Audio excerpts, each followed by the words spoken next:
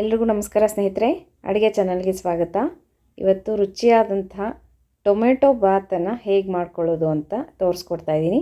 ತುಂಬ ಸಿಂಪಲ್ಲಾಗಿ ಕಡಿಮೆ ಪದಾರ್ಥಗಳನ್ನು ಬಳಸಿ ಹೆಚ್ಚು ಮಸಾಲೆ ಇಲ್ಲದೇ ರುಚಿಯಾಗಿ ಬಾತ್ ಹೇಗೆ ಮಾಡ್ಕೊಳ್ಳೋದು ಅಂತ ತೋರಿಸ್ತಾ ಇದ್ದೀನಿ. ಬನ್ನಿ ಸ್ನೇಹಿತರೆ, ನೋಡೋಣಂತೆ.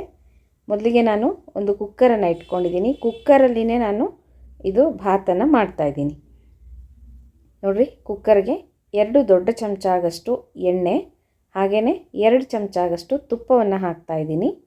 ಇದಕ್ಕೆ ಸ್ವಲ್ಪ ಜೀರಿಗೆಯನ್ನು ಹಾಕೋಬೇಕು. ಜೀರಿಗೆ ಸ್ವಲ್ಪ ಫ್ರೈ ಆದಮೇಲೆ ಇದಕ್ಕೆ ಒಂದು ಪಲಾವ್ ಎಲೆಯನ್ನು ಹಾಕಿದ್ದೀನಿ. ಮತ್ತು 1 ಚಮಚ ಆಗಷ್ಟು ಧನಿಯಾ ಪೌಡರ್ ಹಾಕಿದ್ದೀನಿ. ಹಾಗೆ ಒಂದು 3 ಟೊಮೆಟೊವನ್ನು ಹೆಚ್ಕೊಂಡಿದ್ದೀನಿ. ನಾನು ಸಣ್ಣದಾಗಿ ಟೊಮೆಟೊ ಹಾಕ್ತಾಯಿದ್ದೀನಿ. ಒಂದು 3 ತೊಗೊಂಡಿದ್ದೀನಿ. ನೀವು ದೊಡ್ಡದಾಗಿದ್ದರೆ 2 ತೊಗೊಳ್ರಿ, ಇಲ್ಲಾಂದರೆ ಒಂದು 3 ಟೊಮೆಟೊ ಹಾಕಿರಿ, ಚೆನ್ನಾಗಿರುತ್ತೆ. ಇದಕ್ಕೆ ಟೊಮೆಟೊನೇ ಮೇನ್ ಇಂಗ್ರೀಡಿಯೆಂಟು. ಮತ್ತು ಇದಕ್ಕೆ 1 ಚಮಚದಷ್ಟು ಗರಂ ಮಸಾಲೆ, ಹಾಗೆಯೇ 2 ಚಮಚದಷ್ಟು ಅಚ್ಚ ಖಾರದ ಪುಡಿ. ಖಾರ ನೀವು ನೋಡಿಕೊಂಡು ಹಾಕ್ಕೊಳ್ರಿ, ಖಾರ ಎಷ್ಟು ಬೇಕಾಗುತ್ತೋ ನೋಡ್ಕೊಳ್ರಿ.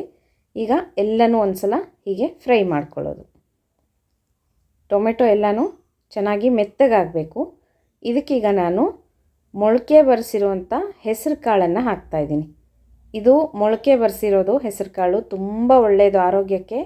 ಈ ರೀತಿಯಾಗಿ ಪಲಾವಲ್ಲಿ ನಾವು ಹೆಸರು ಕಾಳು ಹಾಕಿ ಮಾಡಿದ್ರೆ ಮಕ್ಕಳಿಗೂ ಅಷ್ಟೇ ತುಂಬ ಒಳ್ಳೆಯದು ಆರೋಗ್ಯಕ್ಕೆ. ಕೆಲವು ಮಕ್ಕಳು ತಿನ್ನೋದಿಲ್ಲ ಮೊಳಕೆ ಕಾಳುಗಳು. ಹೀಗೆ ನಾವು ಅಡುಗೆಯಲ್ಲಿ ಮಾಡಿ ಕೊಟ್ಟರೆ, ಪಲಾವ್ ಥರ ಮಾಡಿದರೆ ತುಂಬ ರುಚಿಯಾಗೂ ಇರುತ್ತೆ, ಅದು ಹೊಟ್ಟೆಗೂ ಸೇರುತ್ತೆ. ಇದಕ್ಕೆ ಒಂಚೂರು ಅರಿಶಿನ ಪುಡಿ ಹಾಕಿ ಚೆನ್ನಾಗಿ ಕಲಿಸ್ಕೊಂಡಿದ್ದೀನಿ. ಈಗ 1.5 ಪಾವಷ್ಟು ಅಕ್ಕಿ ತೊಳೆದು ನೀರನ್ನು ಮೆಜರ್ಮೆಂಟ್ ಮಾಡಿ ಹಾಕಿ ಇಟ್ಟಿದ್ದೆ, ಅದನ್ನು ಇದಕ್ಕೆ ಹಾಕ್ತಾಯಿದ್ದೀನಿ. ಚೆನ್ನಾಗಿ ಹೀಗೆ ಕುದಿ ಬರಬೇಕು. ನೋಡಿರಿ, ಈ ರೀತಿಯಾಗಿ ಚೆನ್ನಾಗಿ ಕುದೀತಾ ಇರಬೇಕು. ಆವಾಗ ನಾವು ಕುಕ್ಕರನ್ನು ಕ್ಲೋಸ್ ಮಾಡಬೇಕು. ಇದಕ್ಕೀಗ ರುಚಿಗೆ ತಕ್ಕಷ್ಟು ಉಪ್ಪನ್ನು ಹಾಕೋಣ. ಮತ್ತು ಒಂದು ಸ್ವಲ್ಪ ಕೊತ್ತಂಬರಿ ಸೊಪ್ಪು ಹಾಕಿ ಒಂದು ಸಲ ಕಲಿಸ್ಬಿಟ್ಟು ಆಮೇಲೆ ಇದನ್ನು ಮುಚ್ಚಿಟ್ಬಿಟ್ರೆ ತುಂಬ ರುಚಿಯಾಗಿ ಉದುರಾಗಿ ಟೊಮೆಟೊ ಪಲಾವ್ ರೆಡಿ ಆಗುತ್ತೆ. ತುಂಬ ಸಿಂಪಲ್ಲಾಗಿ ಜಾಸ್ತಿ ಮಸಾಲೆಗಳನ್ನು ಬಳಸ್ದೇನೆ ಈ ರೀತಿಯಾಗಿ ಒಂದು ಭಾತನ್ನು ನಾವು ಸುಲಭವಾಗಿ ಮಾಡ್ಕೋಬೋದು. ಈಗ ಕುಕ್ಕರ್ ಕ್ಲೋಸ್ ಮಾಡಿದ್ದೀನಿ. 1 ಅಥವಾ 2 ವಿಷಲ್ ಸಾಕಾಗುತ್ತೆ. ಈಗ ಇದಕ್ಕೆ ರಾಯ್ತ ಮಾಡಿದ್ದೀನಿ. ಸೌತೆಕಾಯಿ ಮತ್ತು ಟೊಮೆಟೊ, ಕಾಯಿ ತುರಿ ಹಾಕಿ ಉಪ್ಪು ಹಾಕಿ ಕಲಸಿ ಮೊಸರು ಹಾಕಿ ನೋಡಿರಿ, ಒಗ್ಗರಣೆನೂ ಕೊಟ್ಟಾಯಿತು.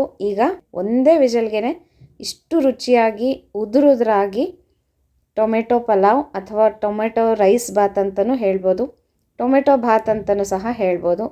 ನೋಡಿರಿ, ತುಂಬ ರುಚಿಯಾಗಿ ಆಗಿತ್ತು, ತುಂಬ ಟೇಸ್ಟಾಗಿ ಆಗಿತ್ತು, ಡಿಫ್ರೆಂಟಾಗಿರುತ್ತೆ ಅಂತ ಈ ರೀತಿಯಾಗಿ ನಿಮಗೂ ಸಹ ತೋರಿಸಿದ್ದೀನಿ. ನೀವು ಎಲ್ಲ ಟ್ರೈ ಮಾಡಿರಿ.